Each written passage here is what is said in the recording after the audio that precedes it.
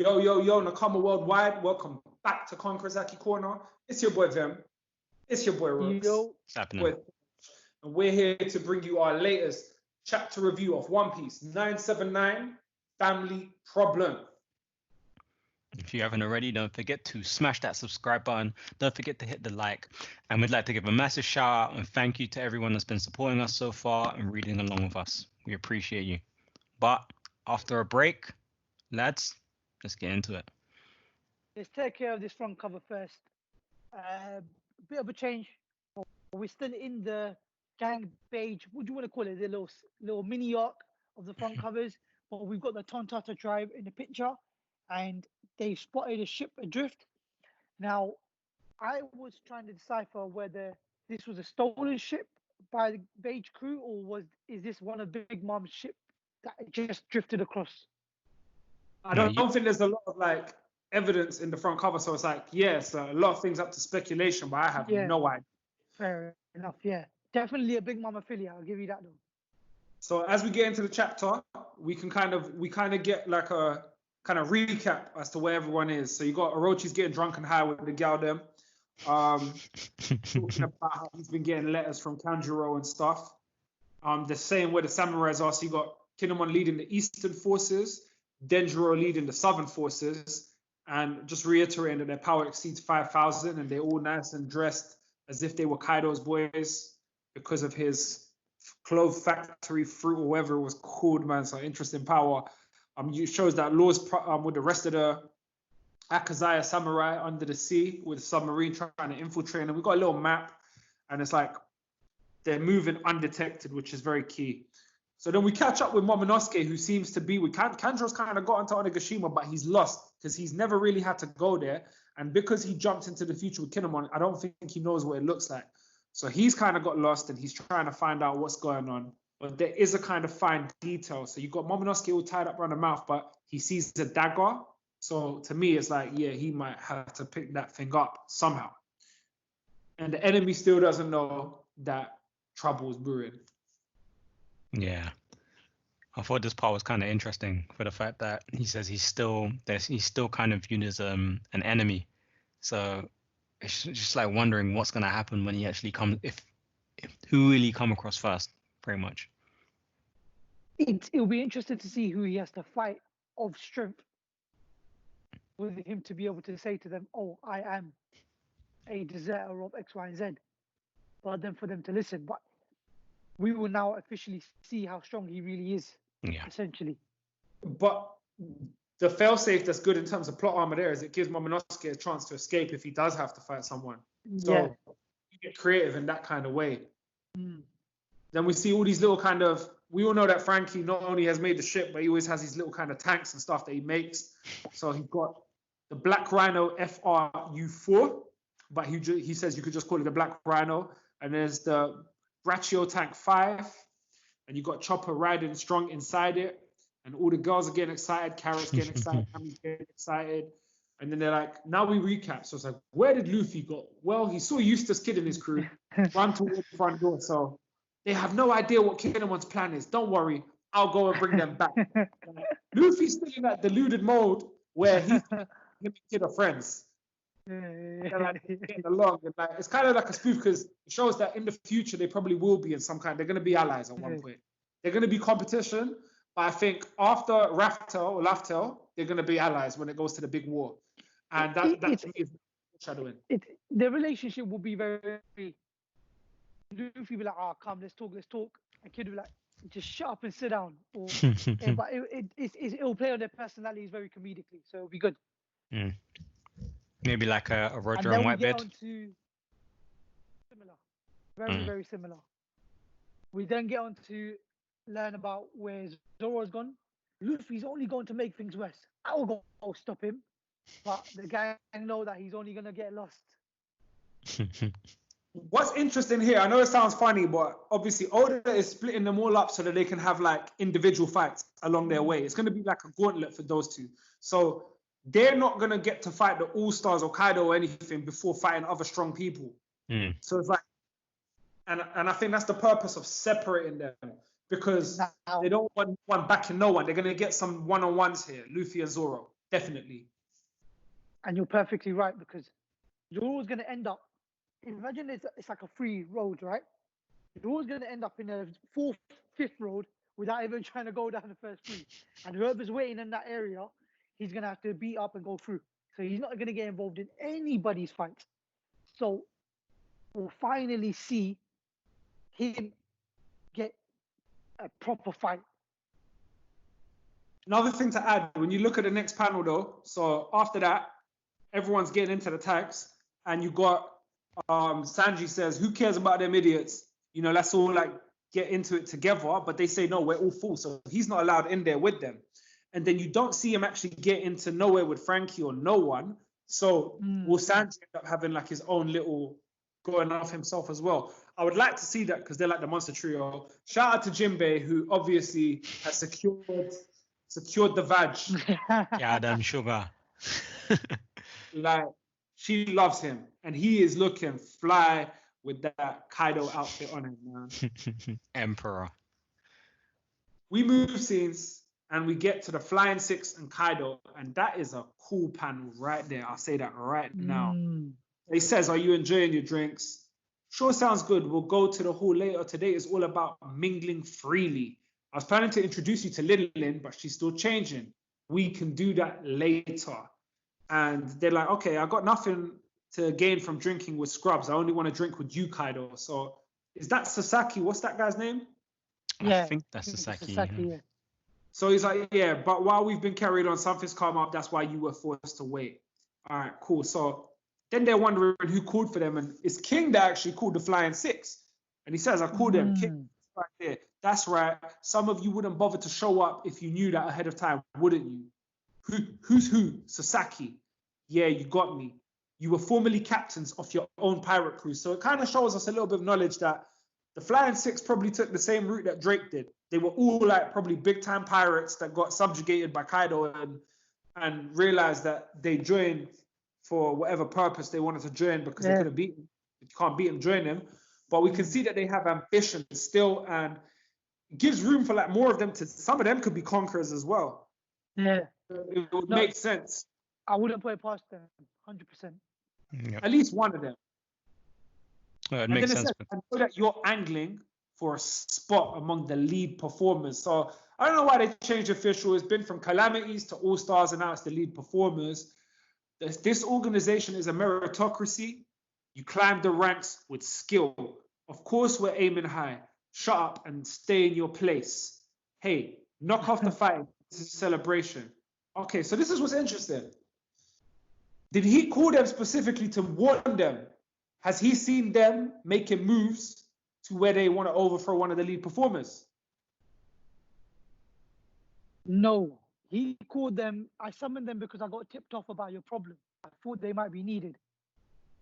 So although he's aware that they are after the swap, he's also trying to get them to do some work for him. So he's delegating their job. Okay, and then we got, what's it called? Bao Huang, just kind of like giving a recap of everything that's going on, lets us know Queen's MCing. The lead performers on Fukuruja will hold a toast, and then there'll be a speech from Kaido and Orochi, and I expect at the end of that speech is where it's going to get interrupted by, by, you know, the main crews. And then it will be the arrival of the Big Mom Pirates ship, so their ship is going to come into town. Still expecting Lin to do Kaido dirty, because otherwise it's just a big problem. So this is so that they can announce the Pirate Alliance, and they want the performers to bring back Kaido's son Yamato. So we got his name, and then she says, "That sounds like a formidable task. I take it that your major announcement involves young Master Yamato." That's correct. So what does he want to announce with his son? Why is it hard to get his son to come? His son sounds like a bit of a problem. Yeah. Now, is it a strong problem or is it a stubborn problem? Oh, wait a second. Yeah. Could this be one of those like arranged marriages? He's gonna make Yamato marry one of those Big Mom pirates. That's why he tried to draw him in. Oh my, that's crazy. Through the alliance. That is an and I ain't trying to do that again. Pudding. Well, she's not there. Oh, she's not there. Well, we didn't see her on the ship when they tried to invade. Oh, that'd be mad. You got Sanji and Pudding in the same place again. Yeah.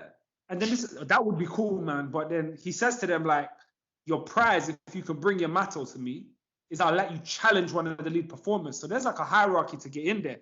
And you've Jack and King just look proper cool. Like, yeah, that's like, we don't mind having a rock.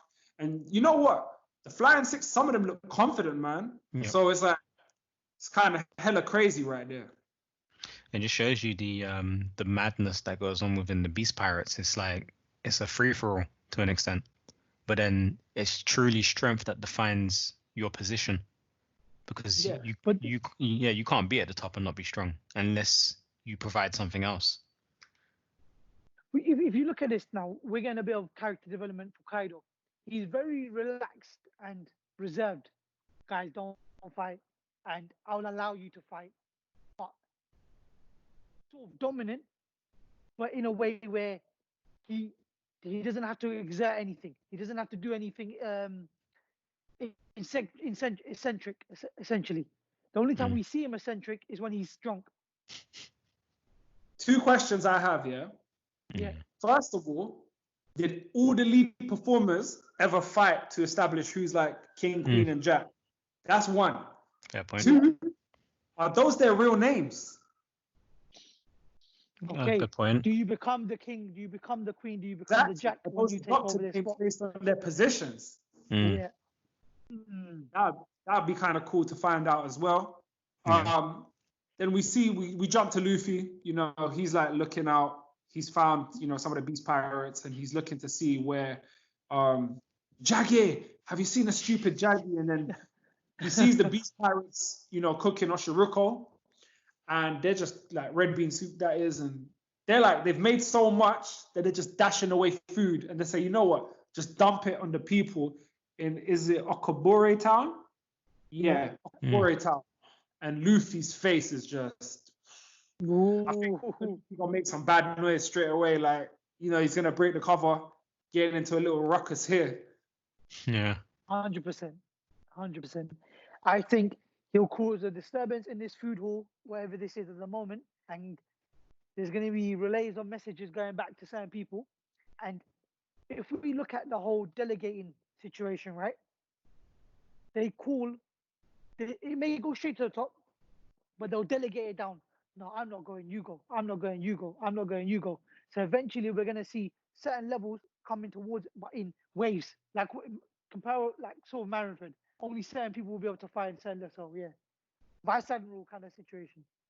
Do you know what else would be kind of cool? Let's say Linlin's expecting a certain plate of food and it doesn't reach there, and then she goes crazy, and then Kaido has to fight her. That would be a way for them to kind of go, you know, kind of crazy with each other as well. Sure. Yeah. But sadly, we've got a break next week. Oh, I didn't even realize. Oh man. That's nuts. That gives us time to prepare. I'm imagining we're going to have something big coming up. You're going to kick off the war. Just due to this kind of COVID lockdown that Oda's taking it easy, but hopefully he just picks up the pace soon, because I need to some real fighting in this war.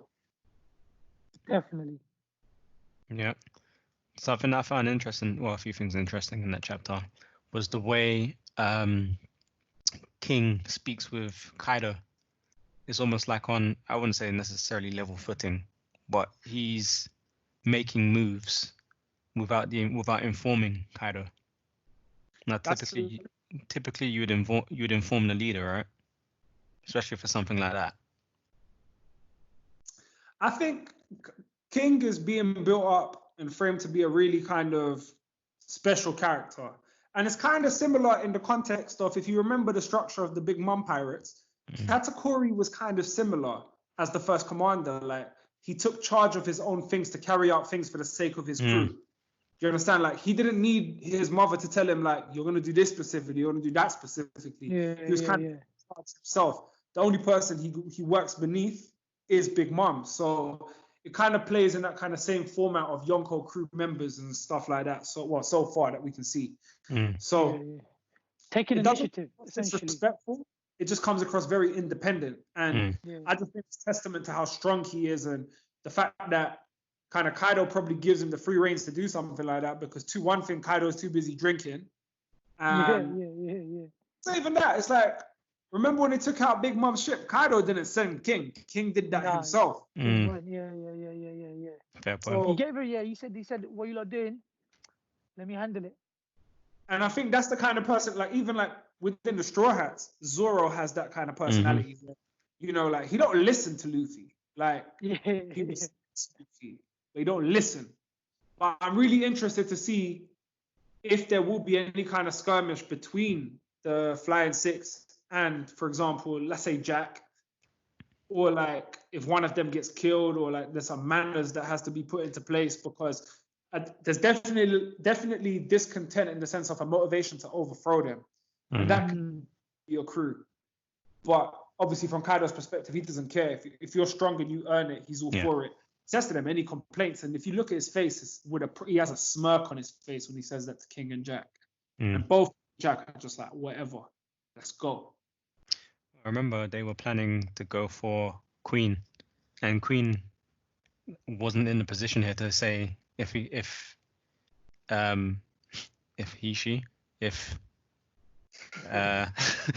they had a problem. So, I guess maybe that's setting up for it. Well, I reckon they'll go for Queen ultimately. Maybe they see Queen as a weaker opponent. Well, I think Jack's the weakest because he calls them both big brothers. So I think Jack, if anyone's going to fight them, it's going to be Jack first, because Jack is the lowest on the food chain. So this is what's mad. We've got a war going on. We've got internal war going on. Yeah. So we're going to get the fights we want to see, but we're also going to get brand new fights that we would never have expected to see with internal Kaido fighters. Should be interesting.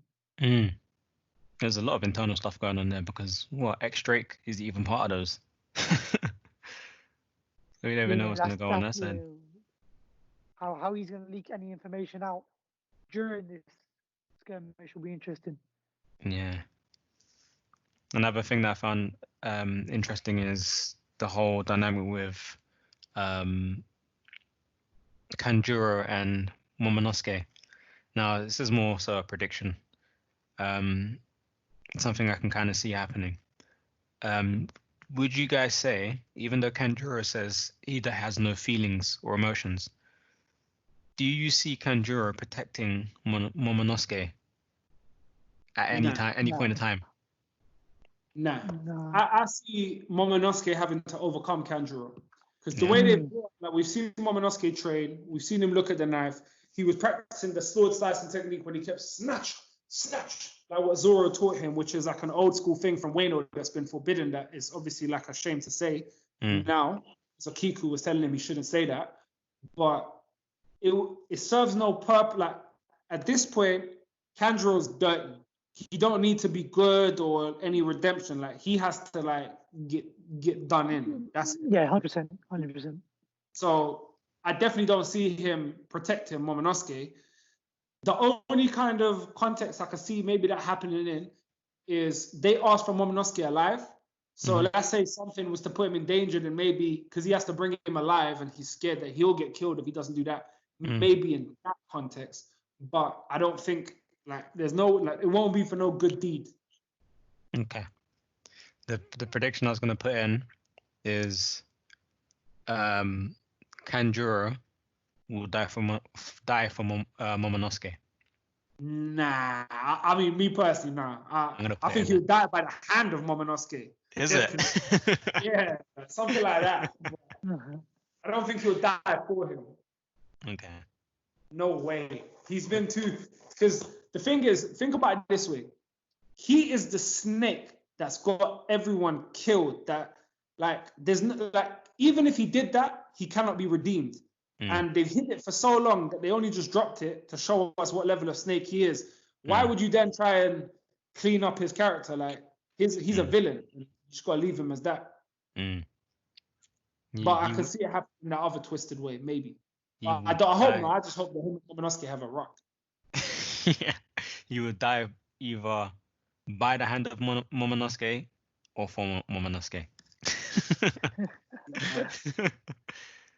His death will be more Momonosuke related. Let's say that. Yeah, hopefully.